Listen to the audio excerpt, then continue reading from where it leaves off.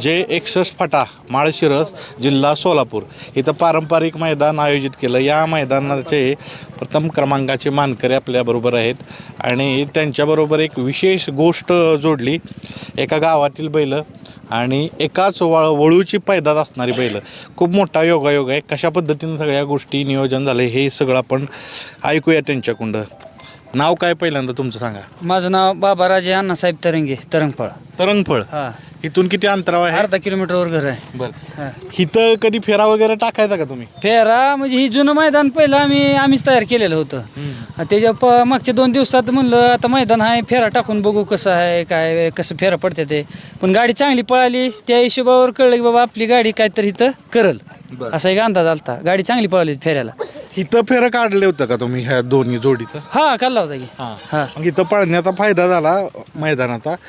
आता जसं सांगितलं प्रस्तावनेत, ही बैल कुठली आहेत? घरच्या गायीची आहेत? घरच्या गायीची, एका बैलाची, एका घरातली दोन्ही बैल आहेत. बर. चुलत पुतणं आम्ही म्हणजे ते सर्जीराव माझा आहे, मोतोर आमच्या चुलत्याचा आहे आणि बैल बी एकमेकाचे म्हणजे चुलत पुतण्याच लागते ते. सगळे संबंधातला विषय आहे. कुणाची पैदास आहे? कुठल्या वळूची पैदास आहे? आता आमच्या घरी पाखऱ्या म्हणून एक बैल आहे.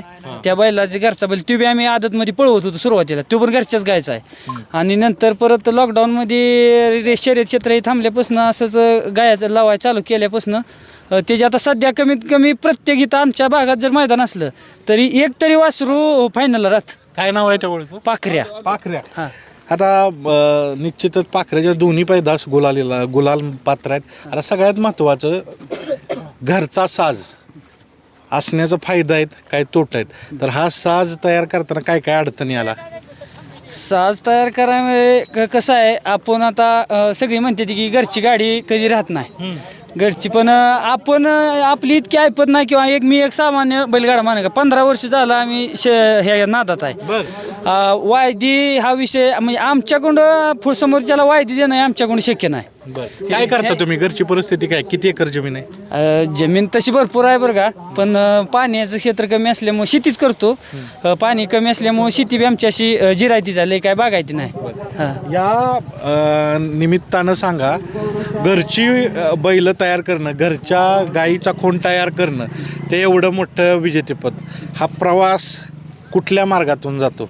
काय करावं लागतं त्यासाठी?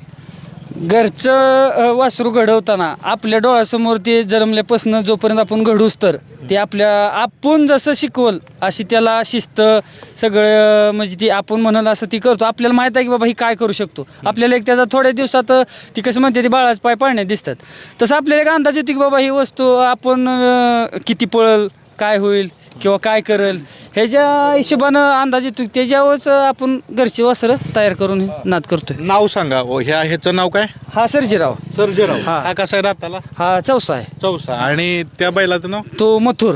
मथुर.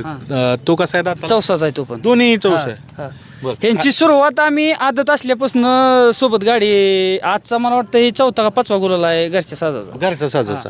पण मोठ्या मैदानात हे सगळ्यात मोठं यश आज सगळ्यात मोठं यश आज. ड्रायव्हर कोण होतं? ड्रायव्हर राजुरीचा. बरं. आता सगळ्यात महत्त्वाची अडचण होती घरच्या साज म्हणजे सगळं नियोजन करायचे, सगळं पहिल्यापासून ॲडजस्ट टीम ड्रायव्हर हे.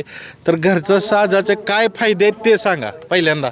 कसं आहे, घरचा साज लगी नावारूपाला येत नाही. कसं असतं ती सगळी सूत्र जुळूस तर वेळ जातो. फक्त माणसानं कसं संयम ठेवला पाहिजे की बाबा आज आपली गाडीने मार खाल्ला तर लगेच काय म्हणणार आहे आपली काय गाडी पळत नाही, आपण दुसरा एखादा बैल बघू. त्याला 4 रुपये दिवस तर आपण आपली गाडी 2 मैदान मार खावते ना ती वायदी दिवस तर असं काय घरच्या गाडीला खर्च होणार आहे? तेवढा खर्चच घरच्या गाडीत तेवढं पैसे वजा होते ते ना.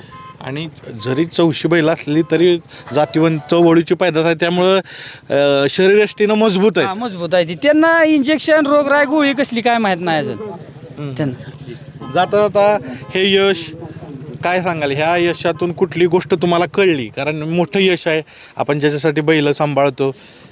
यशानं काय शिकवलं? एकच गोष्ट शिकलो बघा एवढ्या ह्याच्यात, संयम जर ठेवला नाही कुठली बी गोष्ट आपल्याला साध्य होऊ शकते. एवढं कळलं. 15 वर्ष आम्ही म्हणजे संघर्षच करतोय. आज कुठं तर आमचं नाव झालं.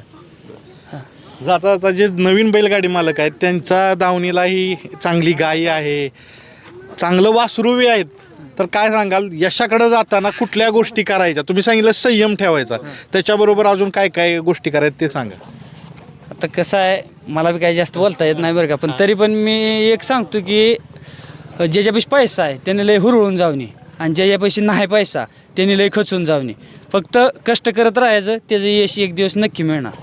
हां, आज गावात तरंगपळ गावात मला वाटतं दिवाळी असेल, कारण कसं आहे दोन्ही गावचे हिरो आहेत. आणि नेहमी म्हणतो मी, ज्या गावात बैल पळतात त्या गावचे हिरो बैलच असतात. तर आज गावाचा अभिमान आहे, अभिमान. अभिमान आहे आज. मित्रांनो, जर आपण बघितलं तर प्रत्येक यशस्वी क्षेत्रामागे स्त्रीचा हात आहे बघा. कुठल्याही क्षेत्रात यश मिळवायचं असेल तर, तसंच बैलगाडीमध्ये ही यश आहे, ह्यात एका स्त्रीचाही हात आहे. तुमची ओळख करून द्या कळेल लोकांना. माझं नाव राजश्री सागर तरंगे, गाव तरंफळ. मालकीण आहात तुम्ही. हा, मालकीण. काय सांगाल, आज ज्या बैलांची आपण सेवा करतो ती दोन्ही बैल आपल्या घराण्याचं नाव मोठं करतात. खूप दिवसापासून आमची इच्छा होती की आमचं स्वप्न पूर्ण करावं सर्जेरावने. त्या स्वप्न पूर्ण केलंय. आज आम्हाला खूप आनंद झालाय. किती वेळ तुम्ही असता दोन्ही बैलांजवळ?